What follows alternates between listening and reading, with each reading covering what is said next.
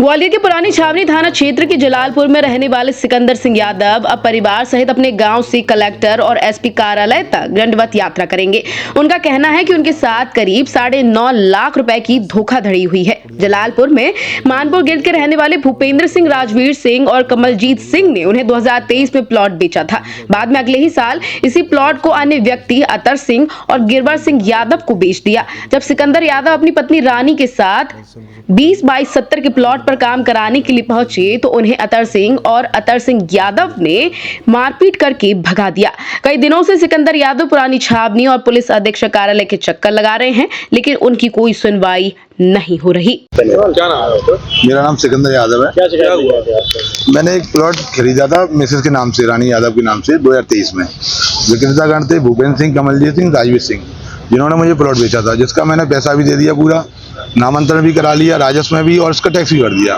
2024 में मुझे पता चलता है कि मेरा प्लॉट पर किसी ने, भूपेंद्र सिंह, राजवीर सिंह, इन्होंने किसी को रास्ता बताकर रजिस्ट्री कर दी है। जब मैंने इसकी शिकायत थाने में की, उनसे भी बोला, तो आज तक कोई दिनांक तक कोई कार्रवाई नहीं की जा रही है।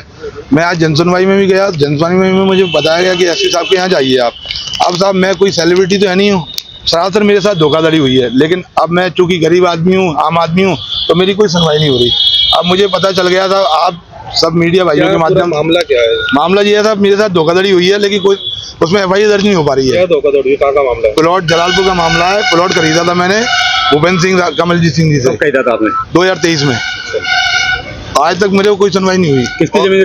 किसान की थी? किसकी थी? किसान थे भूपेंद्र सिंह, कमलजीत सिंह। क्या बोल रहे हैं? अब साहब आवेदन दे 10-12 आवेदन दे चुका हूँ मैं।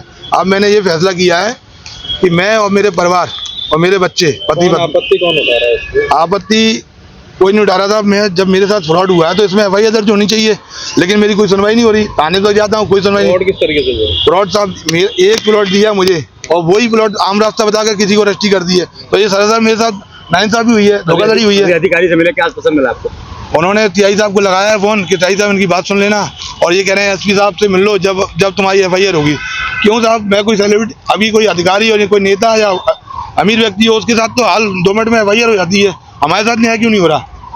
और मैंने साहब आप लोगों के माध्यम से एक बात रखना चाहता हूँ, अगर अगले मंगलवार तक मेरा ये मैटर निपटता नहीं है, और अगर मैं गलत हूँ तो मेरे साथ वो एफआईआर हो, लेकिन अगर नहीं होता है साहब तो मैं अपने परिवार और बच्चे सहित जलालपुर गांव से दंडवत होकर यहाँ तक एसपी ऑफिस तक या कलेक्टर ऑफिस तक जाऊंगा, क्योंकि मुझे पता है साहब जब तक मैं ऐसा नहीं करूंगा मेरी सुनवाई नहीं होगी, क्योंकि ऊपर ये वीडियो जाएगी तभी सुनवाई होती है, और ऐसी कोई सुनवाई अभी तक हुई नहीं है मेरे साथ। ठीक है।